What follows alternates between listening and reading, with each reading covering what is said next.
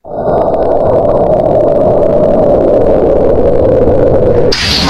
araw mga ka-power. Dito ko sa initas ng Saudi. Update lang po. At gusto ko rin magpasalamat sa mga naka-appreciate ng aking reaction, ng aking latest vlog,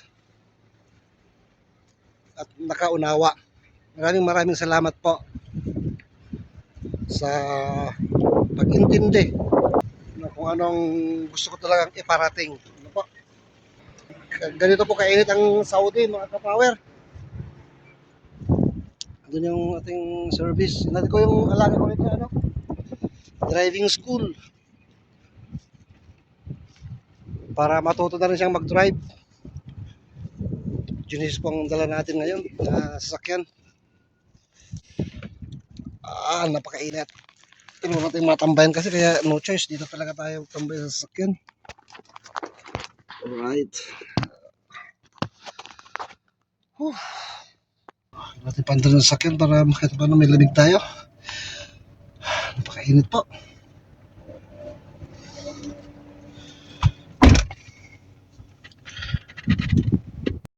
Ayun na, paggabi na naman mga ka-power. Lapas na naman sa lungga. Mga BMW tsaka Porsche andun. Alaga ko, 4 na sasakyan yan eh. Sa pagliko doon, andun naman yung Jeep tsaka yung Genesis. Sa loob yung Land Cruiser tsaka Land Rover. Hindi na naman, alas 6 pasado na po. Nga po pala mga ka-power, no? May mga nag-PM kayo sa akin eh, na mayroon daw isang reaction. Ayun, no? Reactor na tayo na ito. May nag-reaction sa naging reaction ko rin. kumbaga yung reaction ko, nireaksyonan. At ang masama, mali-mali. Ginawa niyang sarili kong salita yung reaction ko. Paano nangyari yun? Bakit dinanood?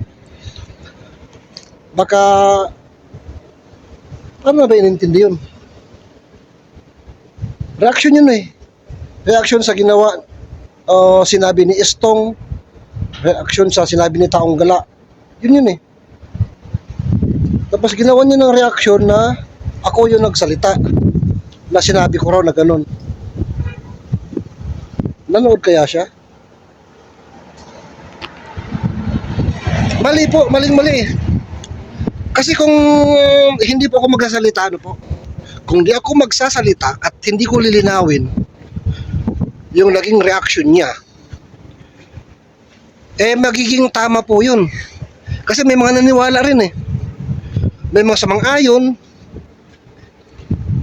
sa sinasabi niya at tinanggap na ako nga yung nagsabi ng ganun, which is mali po, hindi po totoo yun. Although hindi ako sumasalungat sa sinabing yun ni Estong.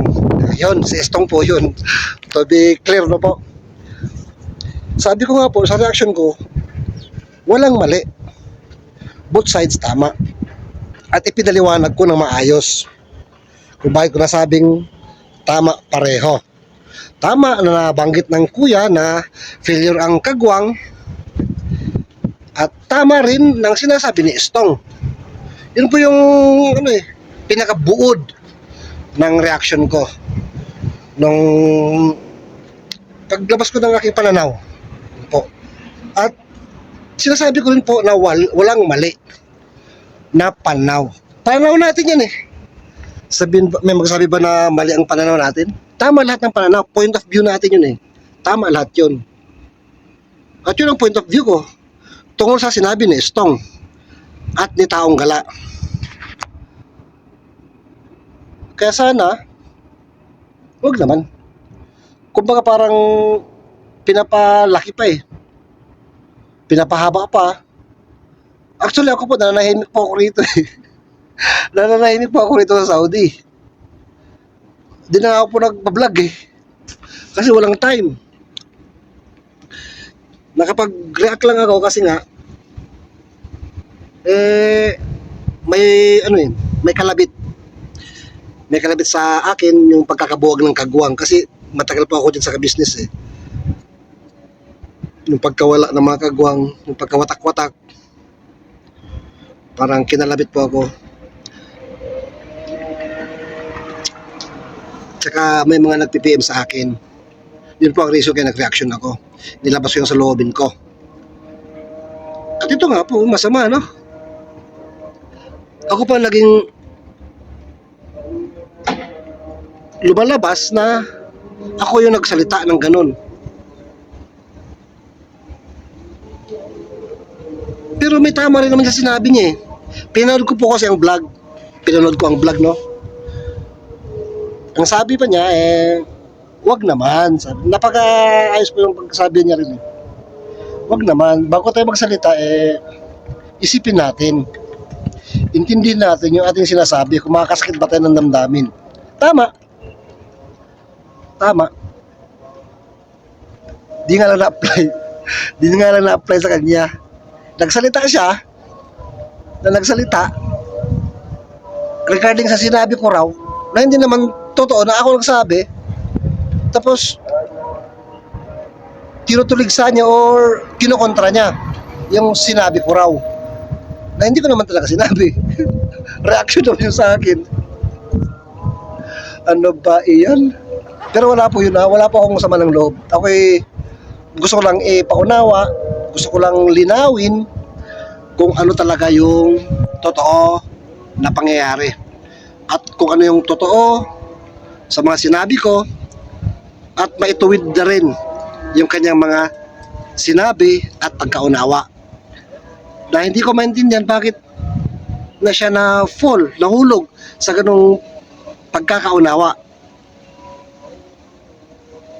Sana naman bago mag-react, kung gusto mag-react, kung gusto maging reactor o anong gusto niyo buhay gawin sa vlog nila, intindihin po natin mabuti bago tayo magsalita. Tama yung sinasabi niya na intindihin natin, be considerate. Ganun lang po, be considerate sa feelings nung na baka may masaktan sa ating sinasabi. Although sa akin po, hindi po ako nasaktan na po. Wala sa akin yun okay lang. Gusto ko lang ituwid. Kasi may mga nag-PPM din sa akin na naman, na regarding sa vlog niya, na ako yung nagiging masama. Ako yung parang lumalabas na kumukontra. Lumalabas na nagsasalita ng hindi maganda, which is naglalalaman po ako kung ano yung aking nalalaman. Si to be clear, si Kuya Damo. Pasaway ka Kuya Damo. Shout out Kuya Damo. Mali po. Hindi po ganoon ang sitwasyon. Ang totoong pangyayari. Dahil hindi po ako ang nagsalita nun. Si Kabsat Istong na isa rin sa mga kaibigan natin. At uulitin ko, lilinawin ko, wala pong mali sa mga sinabi nila. Si Kuya Damo, wala pong tama yung niya, yung layunin. Yun, nadali. Tama yung layunin niya sa pagsasalita niya. Mali lang yung pagkakaintindi niya. Dahil hindi po ako nagsalita nun. Reaction ko lang po yun. Paglilinaw yung ginawa ko. Yung paglilinaw ko sa sinabi ni Istong, ginawa naman niya ng reaction na paglilinaw din na inilagay niya sa akin yung sinabi ni Istong. Bakit? Ang gulo. Anyway, ito na po, magpapalit na ng panahon dito kasi malapit na. Ayan, palibot ko. Ito pang palibot ko rito. Ito yung bahay ko nga pala, yung kwarto ko, yan lang. Tapos sa amo ko yun sa malaking gate dyan. Tapos yung gate sa kabila kasi kanto yung sa amo ko yung bahay. Laki, para pag ganun pa L yung bahay nila na villa. Villa kasi kung tawagin yan dito, yung mga laking bahay na yan. Ito mga ganito, villa yan. Yung mga yan, villa. Which is kung ano, makita ba? Ayun no. Kung samahin, mansion na yan. Lalaki. Villa po yan. Villa sa amo ko, mga sasakyan dyan. Land Cruiser, Land Rover, BMW, Porsche, Jeep na Grand Cherokee, yun yung service ko. Tapos yung Genesis, yung sa alaga ko. Actually, kakarating nga lang po namin ng alaga ko eh. Pumunta siya ng ano, parang sa driving school yata yun, tsaka medical. Kasi malapit na pasukan. Di ko lang po alam kung kailan mag-start ng pasukan nila, ano po. Isa pa nga po pala ano, sa napansin ko mga kapower, yung title niya, na noon pa, hindi na raw naging tapat ang mga kagong sa KBO. Hindi po totoo yun. Alam po ng bawat isa kung gaano ka diehard ang mga kagwang noon. Ikaw ba, nangangailangan ka? Sabihin natin, sa pagsisimula ng bawat isa, nung pating nila dyan, ginawa nila lahat ng mga kaya nila para gampanan kung ano yung hinihingi ng kuya para sa kanila. Kung anong hinihingi na dapat gawin, ginagawa ng bawat isa yan. Sabi pa nga ni Damulag, di po ba na may mga times pa nga na pag masamang pakiramdam ni kuya ang mga kagwang lumalakad. Ibig sabihin hindi po failure. Isa po sa naging ano niya yun naging point of view niya. Kaya niya nasabi hindi failure ang kagwang. Kasi napapakinabangan naman, nagawa ang lahat ng pinapagawa, di po ba? At isa pa nga po pala sa nabanggit niya, ano po, na parang kinukontra niya na hindi raw totoo yung sinabi ko na noon pa may gusto nang umalis sa KBO. Paano nasabing hindi totoo yun? Wala, sabi na rin niya na nung andun ako, time yun na wala siya kasi paalis-alis naman pa kasi Kuya Damo. Nagkasama kami na napakasaglit lang siguro. Nung time na wala siya, nakakausap ko magkagwang Kung sino sa kanila, hindi ko na isa-isahin sino sa kanila yung gusto umalis na, matagal na gusto umalis. Hindi na po para isa-isahin pa kasi tapos na po yun, ano po. Kinukorek ko lang po kung yung mga mali sa mga sinabi ni Kuya Damo. Ano pa ba yung mga sinasabi niya? Nagsample pa siya ng sa trabaho na kung operator ka sa factory, ito lang yung maiwanan yan. Tama po yun. At yung mga yun po, ulitin ko, hindi ko po salita. Nireaksyonan ko lang kung ano ang ibig sabihin ni Stong. Shout out kay Lakay. Sabi ko dakatila siya at nagbagbagit ta. Na mahirap makipanirahan. In-explain ko lang po yun kung ano ang nararamdaman ng isang nakikipanirahan. At tama po na dapat nakikipanirahan ka, talagang kikilos ka. Makikibagay. Gagawin mo kung ano yung makikita mong kailangan gawin, gagawin mo.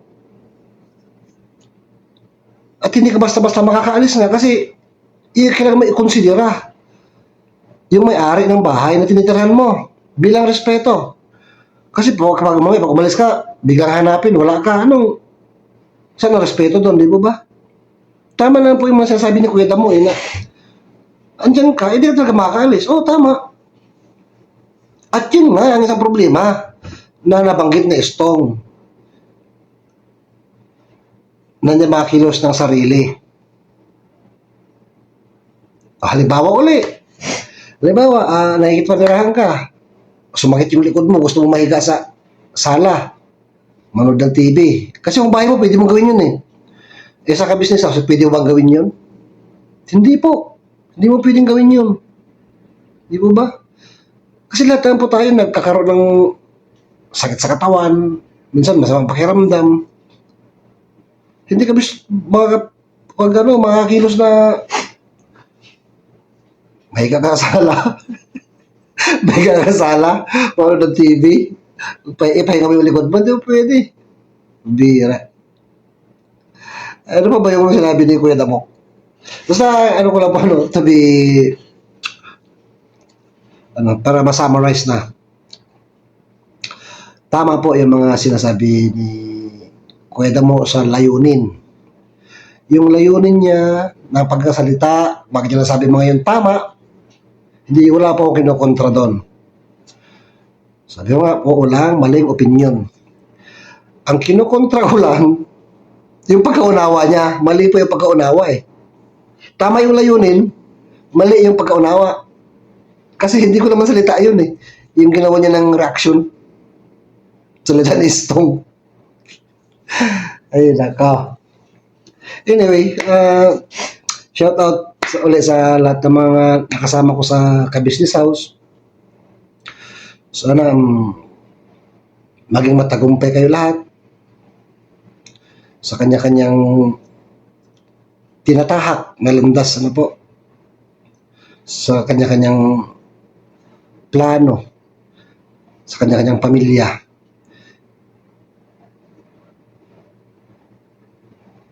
Sana time will come na magkasama-sama ulit tayo. Hindi imposible yun na magkausap-usap tayo na isurprise natin ang ka-business. Minsan magkita-kita tayo doon. Hindi po imposible yun. Nasa pag-uusap lang yun eh. Nasa mabuting pag-uusap.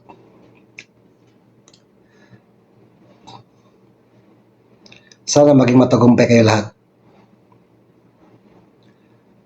Si Kuya Noy, at Ate Mingay, si June, tsaka si Bay, sa kanya-kanyang mga channel, si Intoy, tsaka si Nika, si Bornok, si Boogie, Bogs. Yan po kasi si Boogie, mga kapower, pinaka-close ko talaga sa kagawang. Si Bong, na hanggang ngayon eh, ganun pa rin. Ganun talaga si Bong eh. Pero maraming nagmamahal kay Bong. Kasi no barrier si Bong eh. Kung ano ko siyang sabihin, sabihin niya. Kung gusto niyang gawin, gawin niya. Wala siyang iniintindi. What you see is what you get. Yan po si Bong. Shout out po. Lagi kayong pag-ingatan, laging samahan sa bawat lakad niyo.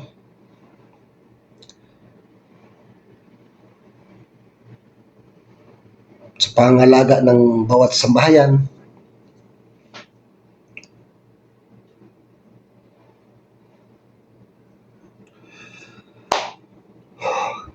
I miss you all. Nakakamiss yung dating samahan noong buo pa. Marami pa tayo doon. Nung wala pa nagsimulang issue. Napakarami po kasi ng mga signs eh na nangyari. Sa simula pa lang kung natigil na sana, hindi po magkakawatak-watak siguro. Nabali wala kasi.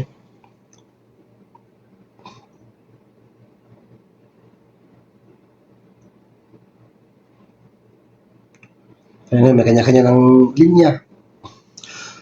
Although nagbablog pa naman po sila lahat. Kasama na kami. Nagbablog pa rin naman pero may kanya-kanya ng pinagkakaabalahan. Hindi na po kami nakatali sa vlog. Unlike before na nakatali kami sa vlog lang talaga. At wala na kaming ibang pwedeng magawa. Kasi hindi namin hawak yung oras. Di po ba? Kung anong oras matapos, minsan gabi na. Minsan may lakad gabi. Kaya di makapagtrabaho ng iba. Sana tuloy-tuloy lang sa kanya-kanyang linya na tinahak. At uulitin ko, lahat po yan ay bunga ng kabisnes. Lahat ng natutunan namin kay Kuya. Walang katapusang pagpapasalamat po. Paulit-ulit na pagpapasalamat sa pagbubukas ng daan sa bawat isa sa amin sa social media, sa vlogging. Kasi wala po talaga eh. Wala akong kaalam-alam dyan dati. Mahal ko sa vlog-vlog na yan. Tsaka mahirap po mag-vlog mga kapower. Aminado po ako doon. Hindi basta gusto mo mag-vlog eh, pwede ka na mag-vlog. Kasi hindi po lahat ng tao eh nagkakaroon ng supporter, mga subscriber na aantabayanan ka sa bawat vlog mo. Lalo na kung hindi naman nila gusto yung linya mo. Kasi may kanya-kanyang linya ang gusto ng tao eh. Di po ba? Yung iba gusto ng dagat, yung iba gusto ng ilog, yung iba gusto ng treasure hunting, yung iba gusto ng adventure, yung iba gusto ng road trip, yung iba gusto ng charity, yung iba good vibes. Baga iba kanya-kanya lang po yan eh. May iba-ibang yan. May iba-ibang content, may iba-ibang linya. At hindi ko mo nagsimula ka mag-vlog eh, makikita na lahat ng tao yan. Yung vlog mo, hindi po. Hanggat hindi ka nakikilala, wala pong mangyayari sa vlog mo. At kami po, kasamang mga kagwang, nakilala dahil po sa kabisnes. At yun po ay hindi namin makabayaran kailanman. Kundi ang tumanaw ng utang na loob. Ulang hanggang pagpapasalamat. Thank you, Kuya. Thank you, ate. Kay Papa Dins, kay Dave, kay Budang, thank you. I miss you all. Yung Tita Dada.